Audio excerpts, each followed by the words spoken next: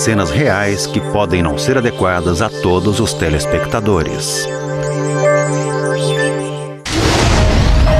922 convidados. 42 chechenos prontos para morrer. Tropas de repressão russas. O uso de uma arma secreta mortal. 171 mortos. O que realmente aconteceu com os reféns de Moscou? Os reféns de Moscou.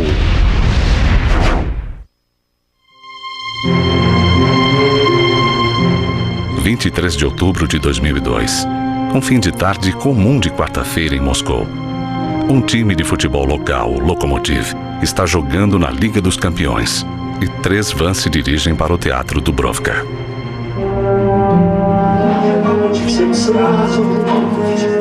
Lá, Alevtina Popov e Andrei Bogdanov se preparam para a apresentação número 303 da peça Nord-Ost.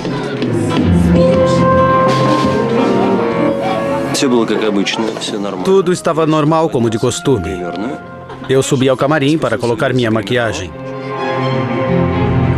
Nas 3 vans, há um grupo de chechenos com armamentos pesados. Estávamos prontos para subir no palco. Naquela noite parecia que todos estavam lá, de Moscou, Estados Unidos, Israel, Ucrânia, até de Belarus, todos para ver o espetáculo. Na plateia está uma dúzia de mulheres que vieram com um propósito diferente. Logo, o líder Movsar Barayev irá se juntar a elas.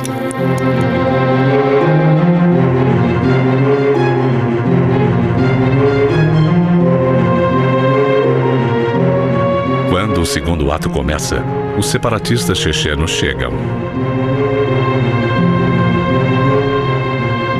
Esta noite será o ápice de semanas de planejamento e preparação. Nesta noite, a guerra chechena chega ao coração de Moscou.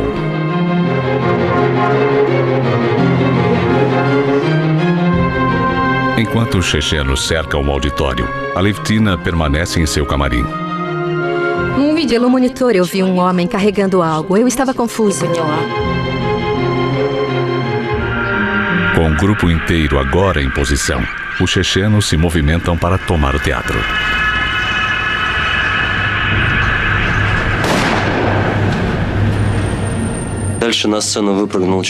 Um homem de máscara preta pulou no palco com uma metralhadora. Uma briga começou. Tudo começou a girar. Todos se empurravam e se machucavam. Tiros, gritos, assim como num filme. Todos corriam por causa dos tiros e pensamos, é o fim, vamos morrer agora. Primeiro dia, 9h35 da noite. O cerco ao teatro de Moscou começou.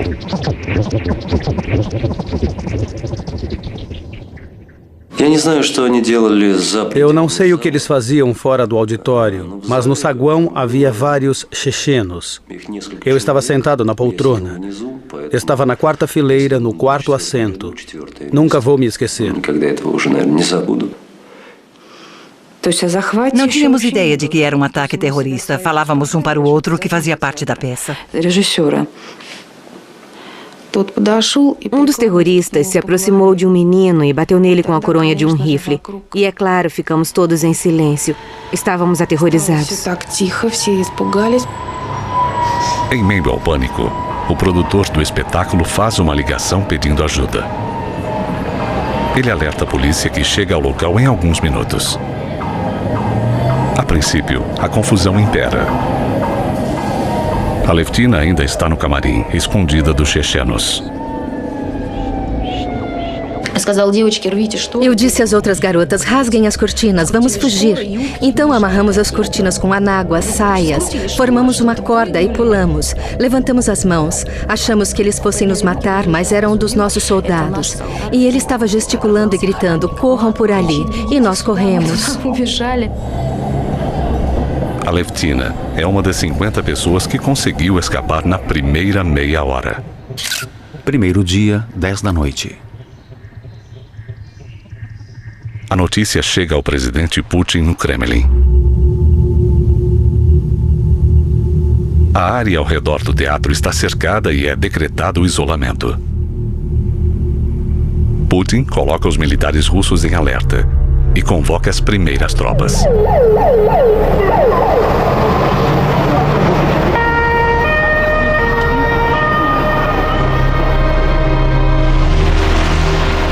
Membros do parlamento chegam à cena. Quando descobri que mais de 800 pessoas tinham sido sequestradas, percebi que deviam ter sido sequestradas por animais e nenhuma negociação convencional iria ajudar.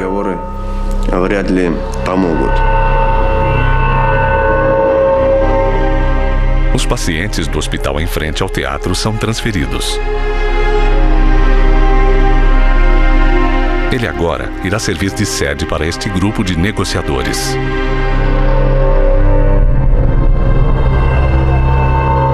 O atrito entre o poder russo e os rebeldes chechenos começara.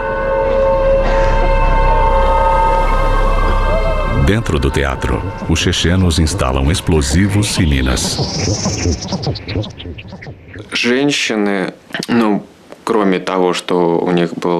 As mulheres tinham cintos cheios de explosivos e cada um deles tinha uma pistola. Eles tinham algumas granadas caseiras nas mãos e nos bolsos.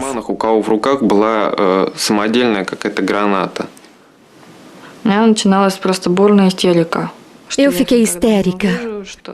Pensei que poderia nunca mais ver meus pais. Nunca mais falaria com eles. Barayev veio e nos disse: vocês todos são reféns agora. Vão ficar aqui por um bom tempo. A nossa exigência é que a guerra na Chechênia acabe. Durante a noite, o esforço militar continua. O esquadrão de elite antiterrorista russo chega.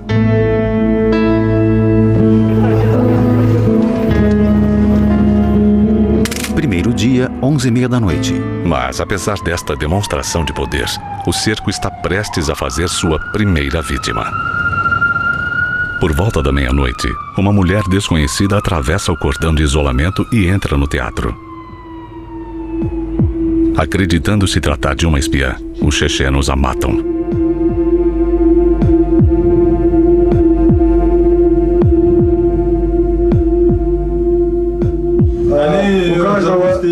Eles deixaram ela dopada. É um dos truques que eles costumam usar. Nós desejamos morrer em nome de Alá mais do que desejamos viver. Segundo dia, cerca de 11 horas de sequestro. Enquanto a equipe de negociação do parlamento corria contra o tempo para iniciar um diálogo com os chechenos, o presidente Putin permanecia em silêncio no Kremlin. Putin, um antigo espião da KGB, simplesmente ignora a equipe de negociação. Ao invés disso, pede ajuda aos antigos amigos da FSB, a nova força secreta da polícia que substituiu a antiga KGB depois da queda da União Soviética. Putin enfrenta um grande dilema. Ele está determinado a não negociar, mas sabe que uma ação militar direta pode resultar em 900 mortes. O silêncio do Kremlin só aumenta a frustração chechena. Um deles subiu no palco e disse que o governo não estava fazendo nada e que eles não iriam negociar. Eles ameaçaram atirar nos reféns. Então todo mundo ficou enlouquecido e algumas mulheres começaram a gritar: peguem seus telefones, vamos pedir para os nossos parentes protestarem.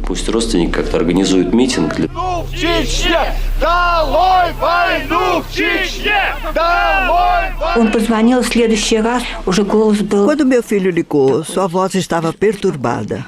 Ele disse: mãe, fale com todos, reúna meus amigos. Venha ao teatro com cartazes, porque se não fizerem isso, eles disseram que irão nos matar. Como assim se acalmar? A minha filha está lá. Minha esposa está lá também.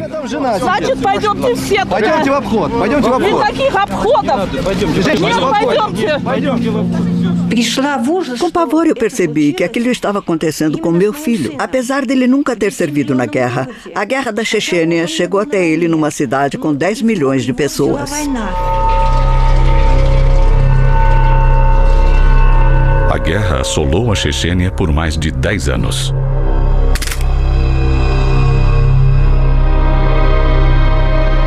Em uma das mais sangrentas insurreições da história moderna, tropas russas foram mandadas para a República para aniquilar um levante separatista em 1991. A capital, Grozny, foi destruída e a Chechênia se transformou em uma das zonas de guerra mais perigosas da Terra. E liderados por guerreiros, há um número cada vez maior de rebeldes chechenos prontos para morrer por esta causa. Prontos para matar. Segundo dia, 9h30 da manhã. O FSB de Putin está procurando uma forma secreta de colocar a força especial dentro do prédio. Eles consultam um grupo conhecido como escavadores, especialistas no subsolo de Moscou. Eu me levantei e disse, uma decisão deve ser tomada para permitir que seus patrulheiros ou franco-atiradores ou quem quer que seja entrem pelo subsolo. Eles acenaram que sim com a cabeça e disseram, estamos pensando em tomar uma decisão como essa. Vadim e seus escavadores foram enviados para começar uma busca subterrânea. A equipe de negociação do parlamento está em seu centro de operações, desesperada para encontrar quem queira entrar no teatro. Alguém que também seja aceito pelos chechenos. Eles requisitam a ajuda de Joseph Kobzon, parlamentar e celebridade nacional, que também é conhecido e adorado na Chechênia. Eu comecei a perceber que estava entrando em uma tragédia. Aqueles escombros, portas perfuradas. Eu vi um corpo deixado no foyer. Acho que era o corpo da primeira garota que mataram.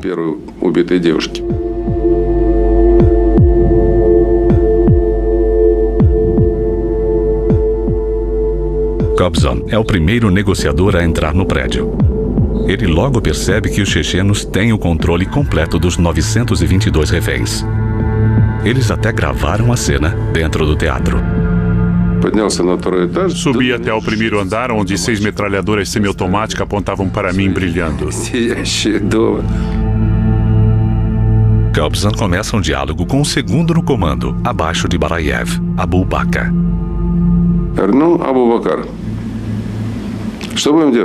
Eu disse, bem, Abu Bakr, o que você vai fazer? Ele respondeu, o que tivermos que fazer, faremos. Eu disse, quanto tempo isso vai durar?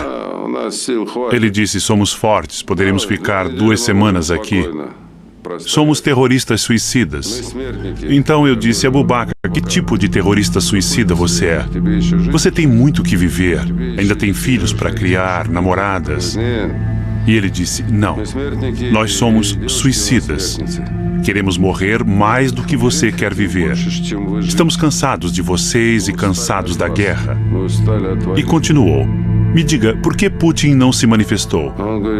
Eu disse, o que te faz pensar que ele não se manifestou? Ao contrário, ele está fazendo reuniões, negociações.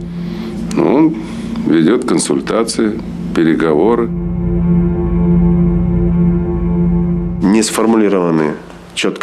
As exigências não estavam muito claras e o governo não podia reagir efetivamente. A situação ficou estranha, tinha chegado a um impasse. Ao mesmo tempo, havia os parentes dos reféns que exigiam que o governo começasse a fazer alguma coisa, se posicionasse. No teatro, a primeira visita de Kobzon garante a liberdade de 3 das crianças mais novas. Eu disse, Abu Bakr, qual o motivo de afastar as mães de seus filhos? Devolva os filhos a elas. E ele disse, ótimo, devolva as crianças para as mães. Deixem que vejam como somos bons. E enquanto saíamos, eu me virei e disse, obrigado, Abubakar, obrigado pelas crianças.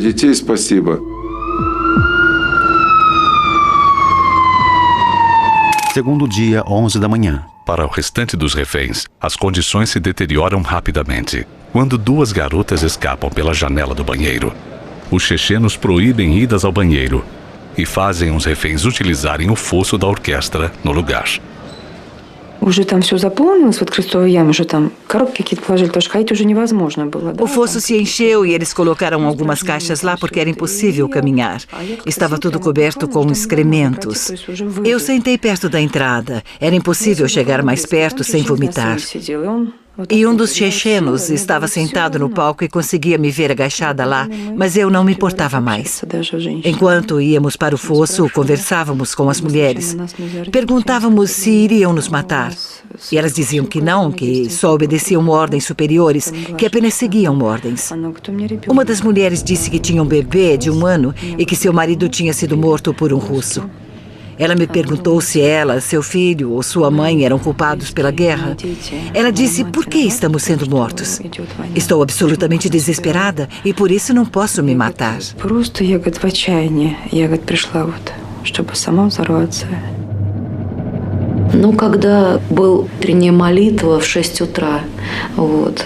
Quando eles faziam suas orações, um homem alto e atlético ia até o palco e começava a rezar, cantando uma melodia para Alá. Era terrível. Eu achava que ele rezava para depois nos explodir. Era esse o tipo de sensação que tínhamos.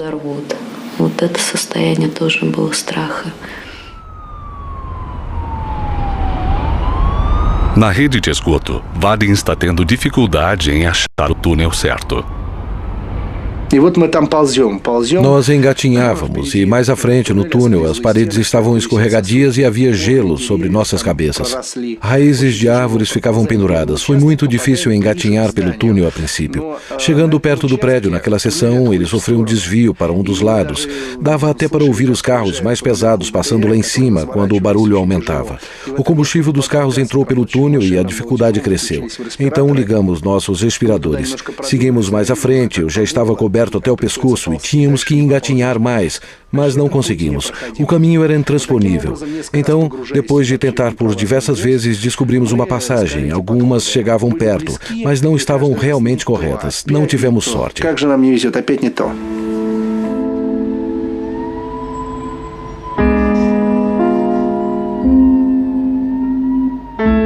Conscientes da necessidade de influenciar os novos acontecimentos do mundo, os chechenos enviam um de seus reféns com uma mensagem.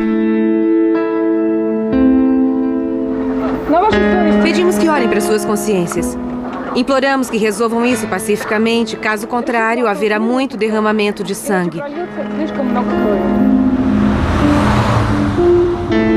Na tarde do segundo dia, Putin quebra o silêncio. Quando ouvimos as palavras de Putin, que ele não desistiria em nome dos terroristas, então soubemos que havia uma chance mínima de sermos salvos. Depois ficamos muito assustados porque percebemos que ninguém tinha se importado com a gente. Ninguém mesmo.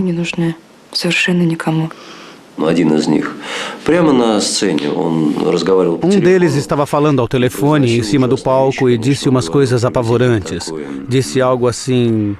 Vocês só vão começar a fazer alguma coisa depois que jogarmos as 10 cabeças? Vamos jogar 10 cabeças agora e vocês vão começar a se mexer.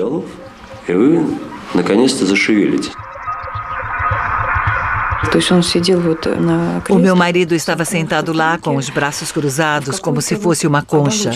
Era o seu mecanismo de defesa. E é claro, na cabeça dele, ele estava fazendo de tudo para nos salvar. A família dele. O impasse está deixando os chechenos cada vez mais nervosos. Eles tinham cintos na barriga que ficavam propositalmente virados para nós.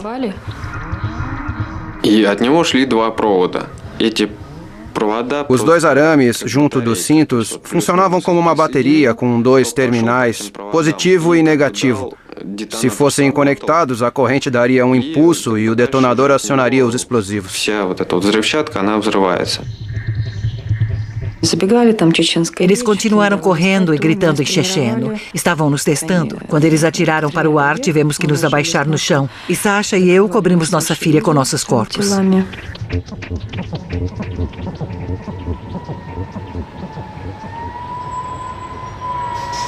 Apesar da tensão crescente, nenhum dos outros reféns havia sido ferido ainda.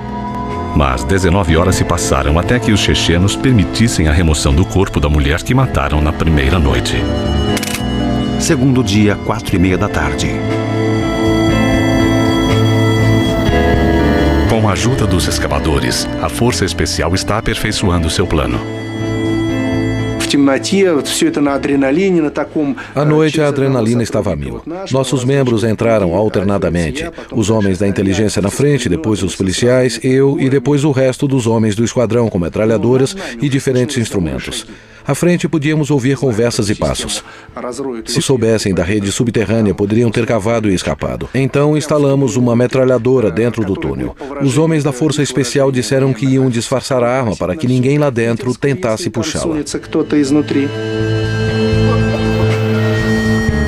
Essa elite da Força Especial Russa é formada por homens treinados por mais de 5 anos em condições críticas. Dizem que somente 4 deles foram mortos em combate. Acobertados pelo sigilo, eles são controlados diretamente pela FSB. 200 deles tomaram parte na operação do sequestro. Todos são muito bem treinados. Por exemplo, nós tivemos que levantar a tampa de um bueiro que era pesada, uns 60 quilos. Um deles pegou com uma mão, afastou para o lado e disse: é preciso treinar para fazer isso. Em outra situação, eles estavam em um desses poços estreitos, usando máscaras de gás e tudo mais, atrapalhando o campo de visão. E mesmo naquela alta temperatura, eles conseguiam seguir as operações de combate. Então, honra e glória a eles, porque são super profissionais, não há dúvida. Segundo dia, 6 da tarde.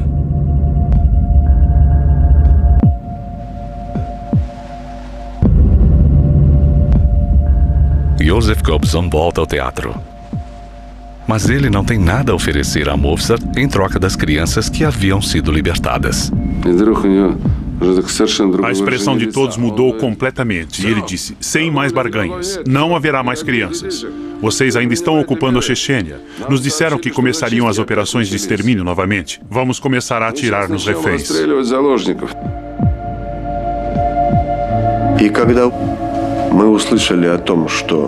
Quando ouvimos que 15 pessoas seriam baleadas em 1 hora, ficamos completamente perdidos.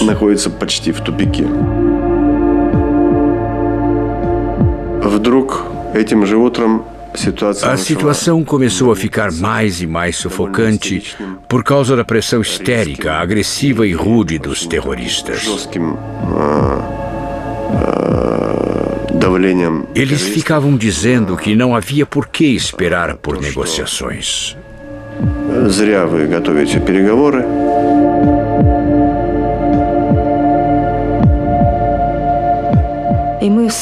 Nós 4 demos as mãos.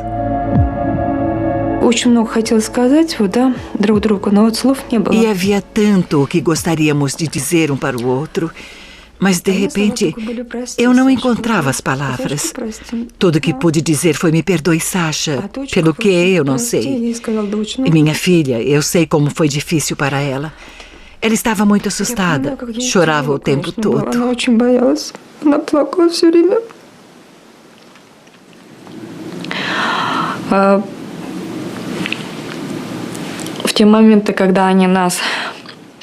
Quando apontaram as armas para a gente e disseram que em poucos segundos morreríamos, foi muito aterrorizante.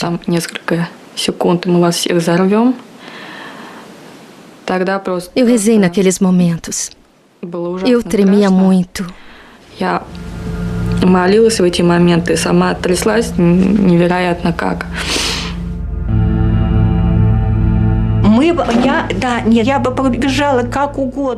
Eu teria tido um colapso. Eu teria tentado dar um jeito. Eu teria implorado ao líder, eu teria beijado seus pés. Eu teria dito para ele que aceitava o Islã, que faria o que quisesse. mas que soltasse meu amado filho, porque eu não posso viver sem ele. Ele é a coisa mais importante no mundo para mim.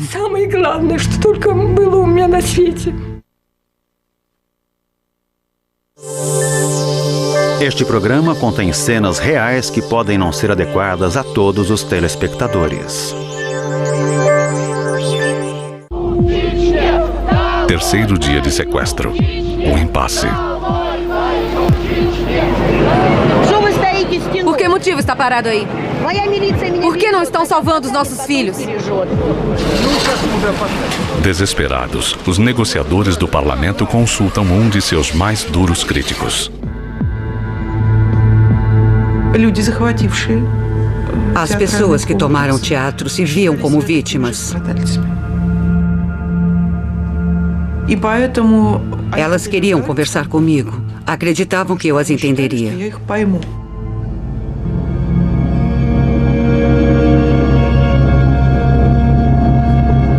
Sem que os negociadores soubessem, o grupo da Força Especial finalmente alcançou o prédio do teatro. Eles construíram um dispositivo que chamavam de estetoscópio para ouvir o que acontecia lá dentro. Um sistema de scanner que permitia rastrear com microfones dirigidos, mas não era confiável. Existem muitos obstáculos no caminho de um raio laser ou ultrassom, mas pode-se dizer que achamos um lugar ideal. A área sob o palco é bastante apertada por causa das várias cavidades no fosso da orquestra. Elas agiram como receptores. Podíamos ouvir perfeitamente, o que possibilitou compreender o que acontecia no auditório.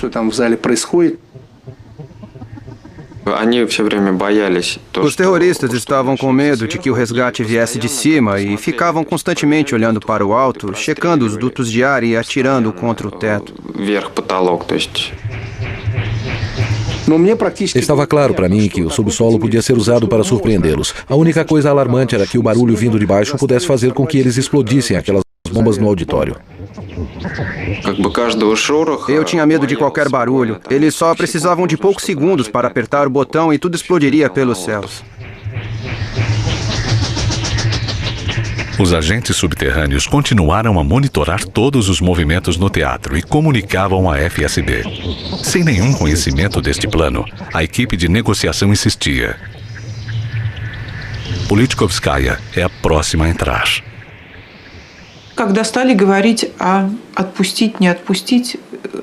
Quando perguntamos sobre a liberação dos adolescentes, eles disseram, nem pensar. Adolescentes já são crescidos. Eles precisam ficar.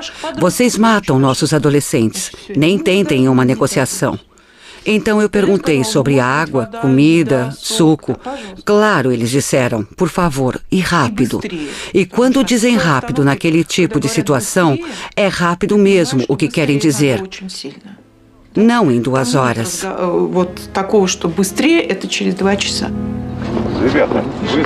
Esperando que esta concessão dos chechenos ajude a começar um diálogo, Politkovskaya deixa o teatro para coletar comida e água quando descobre que nenhum suprimento para os reféns está disponível. Eu pensei que fosse uma piada, mas não havia nada. Ela mesma teve de comprar a comida. Para a FSB, o Alfa e as pessoas ao redor deles, tudo relacionado ao estado dos reféns era encarado de maneira fria e sem entusiasmo. Eu pensei que o máximo deveria ser feito para amenizar o sofrimento daquelas pobres pessoas. Mas eles estavam preparando um ataque. As pessoas são insignificantes. As pessoas são nada. Estamos resolvendo os nossos problemas. Tudo aconteceu para que o presidente Putin e as pessoas ao redor dele se saíssem muito bem desta situação.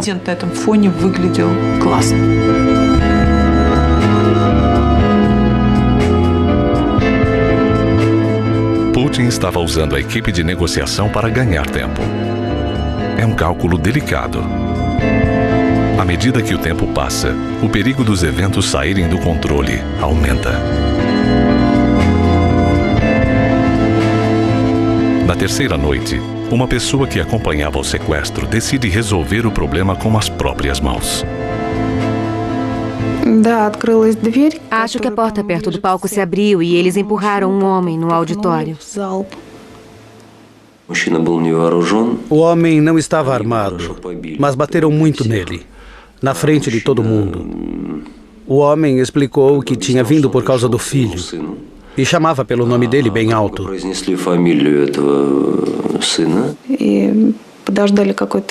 Eles esperaram um pouco por uma reação, pela resposta de alguém. E ninguém disse nada. Eles o jogaram pela porta de novo e então ouvimos um tiro.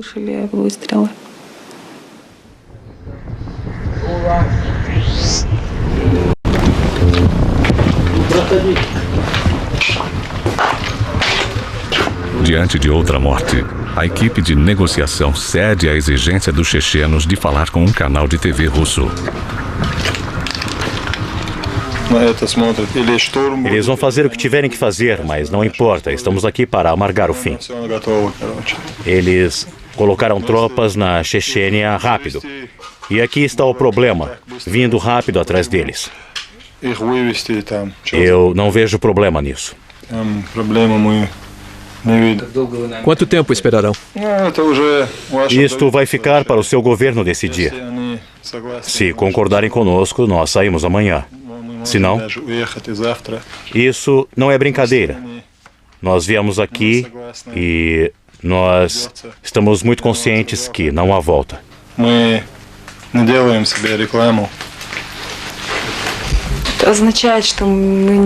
Nada irá nos deter.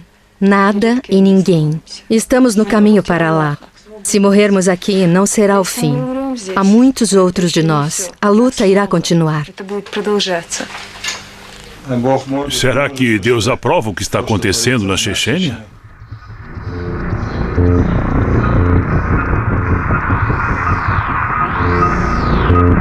Sem nenhuma concessão feita por nenhum dos lados, tem-se a impressão de que o sequestro está chegando a um clímax sangrento.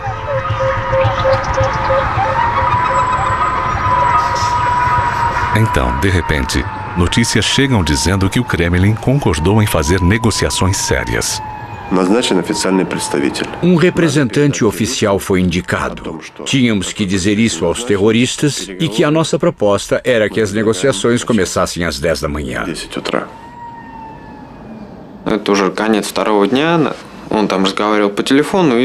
Era o fim do segundo dia. Ele estava falando ao telefone e nos disse: não se preocupem, vamos começar as negociações amanhã às 10 e eu acho que pelas 11 vamos soltar vocês. Não se preocupem, sairão amanhã com vida e nossas condições serão aceitas.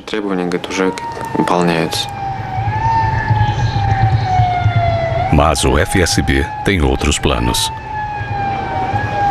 25 октября около 11 вечера мне было объявлено заместителем. No dia 25 de outubro, às 11 da noite, o subchefe antiterrorista da FSB disse que os meus serviços não eram mais necessários. No entanto, eu ainda tinha obrigações com o outro lado. Abu Bakr tinha pedido algumas coisas e aquilo ia ajudar. Era um elo. Era importante. Mas o serviço especial interrompeu todos os contatos.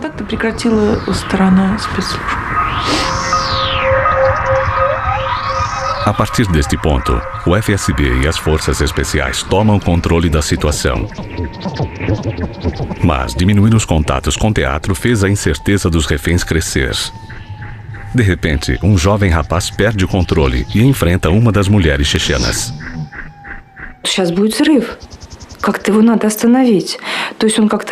Tudo poderia ter explodido, então tivemos que pará-lo.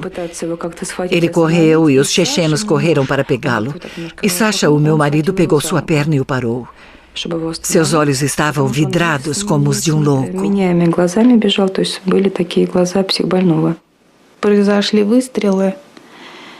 Houve alguns tiros e então um homem gritou: ajude, eles mataram a minha mulher. Daí eu desmaiei. Tudo ficou preto. Quando eu abri meus olhos, eu percebi que estava ferida. Tamara fora baleada no estômago. Barayev chama uma ambulância, mas pede que ela diga ao FSB que o tiro tinha sido um acidente.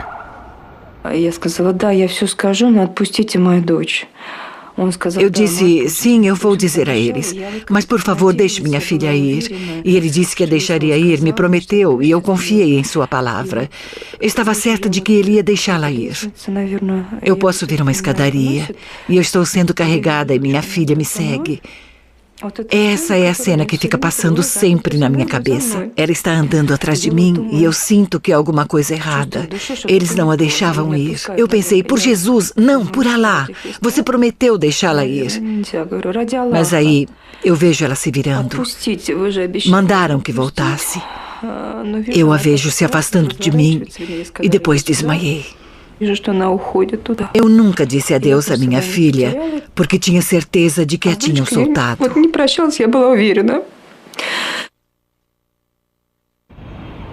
Quarto dia, 2h30 da madrugada. O FSB começa os preparativos finais. Eu estava num lugar que não tinha autorização para ficar. Era o telhado do hospital, a zona de fogo, e eu vi tudo. Não dissemos nada um para o outro. Sabíamos que deveríamos ser fortes. Sabíamos que era somente o começo e todos nós rezávamos para que não houvesse vítimas.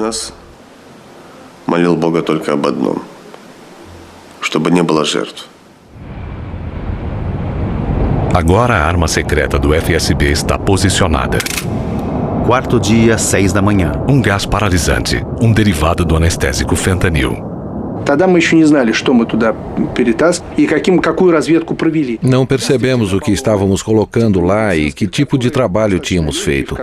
Eram cilindros de metal bastante leves que continham um grande volume de um gás sedativo e relaxante que atua no sistema nervoso central. Colocando um cano no sistema de ventilação e nas saídas, uma corrente muito fina é lançada, praticamente incolor. Se você aumenta a quantidade, forma-se uma fumaça que é visível.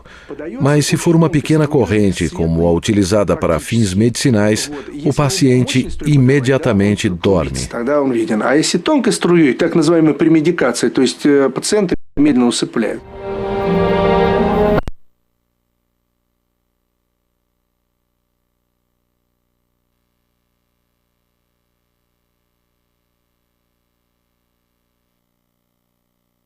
Mais de 800 reféns inocentes controlados por chechenos fortemente armados.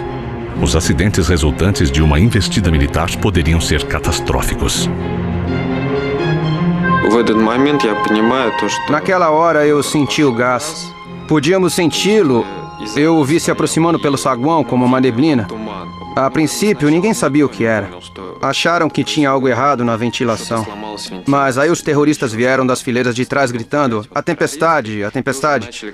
E eu percebi que uma investida tinha começado. Quarto dia, 6h20 da manhã. Cargas de explosivo fazem buracos no chão.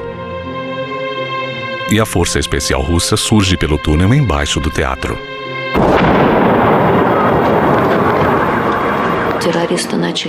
Os terroristas começaram a correr, causando uma comoção, segurando suas armas. Alguns deles correram para o foyer e pudemos ouvir armas disparando de lá. Pudemos ouvir armas, a comoção, os gritos.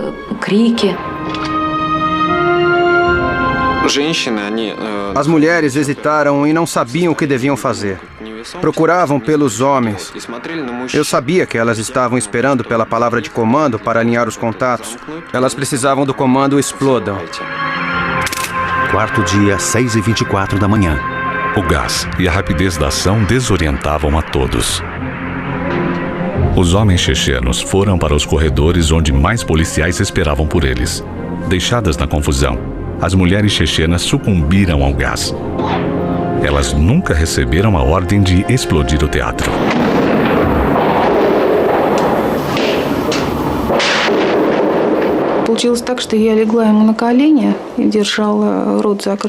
Eu terminei sobre os joelhos do meu namorado, mantendo a minha boca coberta com o colarinho. E a única coisa que lembro dele dizer foi: meus braços e pernas estão dormentes. Essas foram as últimas palavras que eu ouvi. Quando eu dormi, eu apaguei completamente.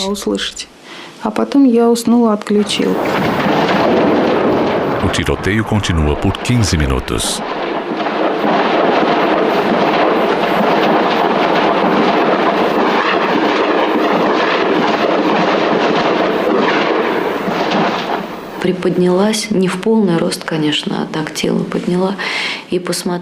Eu me levantei um pouco, não completamente, claro, e todos ao meu redor dormiam.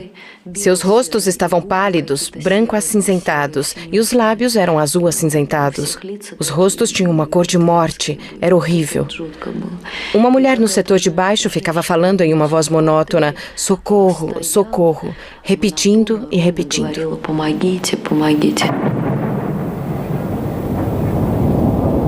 Movizar Barayev e seus homens estão todos mortos. Quarto dia, 6h35 da manhã. Agora, as forças especiais adentram o teatro para dar um fim às mulheres que dormem. Patrulharam a parte de cima ao longo dos corrimãos, atiravam a queima-roupa em pessoas específicas. Não eram tiros aleatórios, determinavam onde queriam atirar e atiravam nos terroristas a queima-roupa. Para os militares russos, o ataque é um sucesso completo. As forças especiais sofreram apenas uma perda e todos os chechenos estão mortos. No bar do teatro, a equipe comemora. Quarto dia, 6h40 da manhã. Mas as centenas de reféns deixadas no teatro ainda estão sendo expostas ao gás.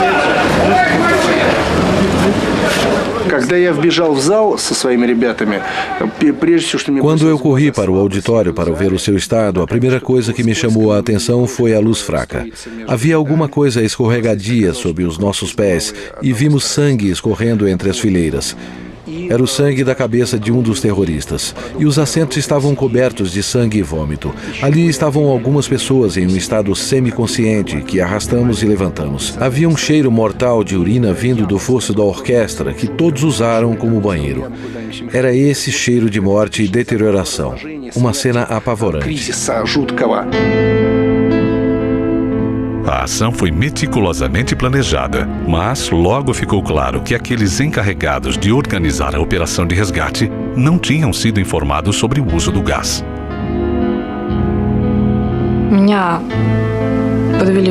Eu fui levada para o ônibus e era uma visão horrível.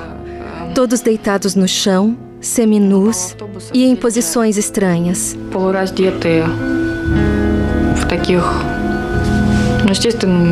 Непонятных позах. Никого из пассажиров не было в сознании. Nenhum dos passageiros estava consciente. Metade deles estava sentada com a cabeça pendendo para trás e com a boca aberta. Голову вверх. No meio do caos, as ambulâncias que estavam alertas há 3 dias não podiam se aproximar do teatro. Muitos dos que trabalham no resgate não têm treinamento médico. E somente as tropas haviam recebido antídotos. Assistimos pela televisão. Ninguém dizia nada. Se tudo tinha dado certo, por que pessoas estavam sendo carregadas? Por que estavam sendo empacotadas no chão gelado?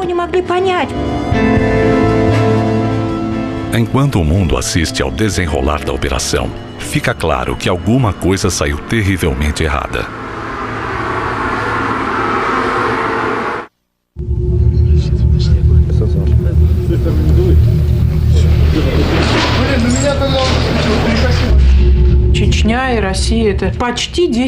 Chechênia e Rússia presenciaram quase 10 anos de uma guerra incessante, sangue, opressão. E o resultado é o nascimento de uma geração que não sabe de mais nada. Eles tiveram distorcidas as ideias sobre o bem e o mal. O bem significa ir à guerra. E mal significa não ir. Significa ficar parado e não fazer nada.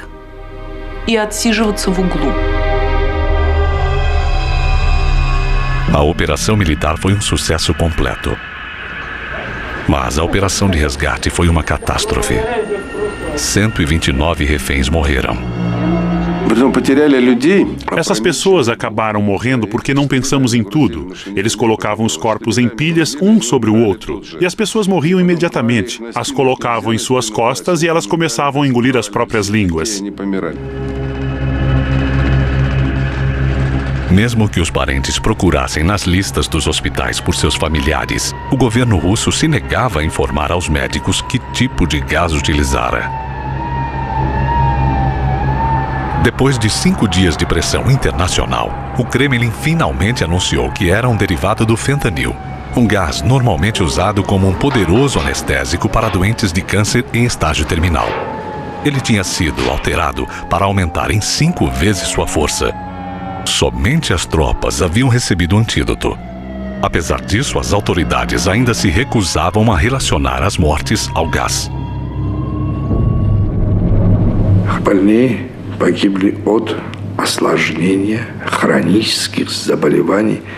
As pessoas doentes morreram das complicações de suas doenças crônicas. Se você fica sentado por 3 dias e 3 noites, sua circulação para de funcionar e seus músculos produzem uma substância tóxica, um ácido, que é rapidamente absorvido e contamina o corpo. Foi isso que causou os efeitos colaterais, não um engano. Tudo foi feito na hora certa e corretamente.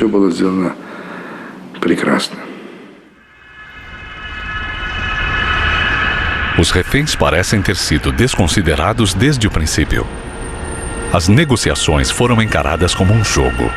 Os suprimentos de comida e de água ficaram desorganizados. E no final, antídotos salva-vidas e primeiros socorros simplesmente não estavam disponíveis. Para o governo russo, a conquista militar pareceu importar mais que a vida humana.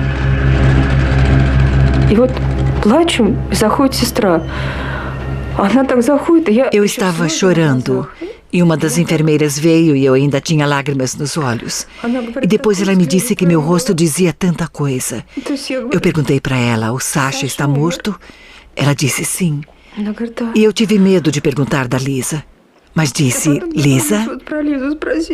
E ela me abraçou e disse, não, Lisa também morreu. Лиза умерла.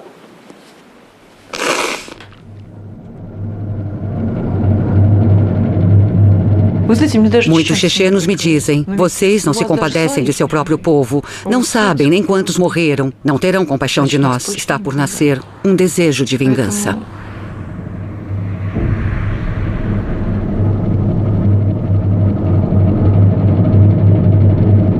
Versão brasileira Vox Mundi.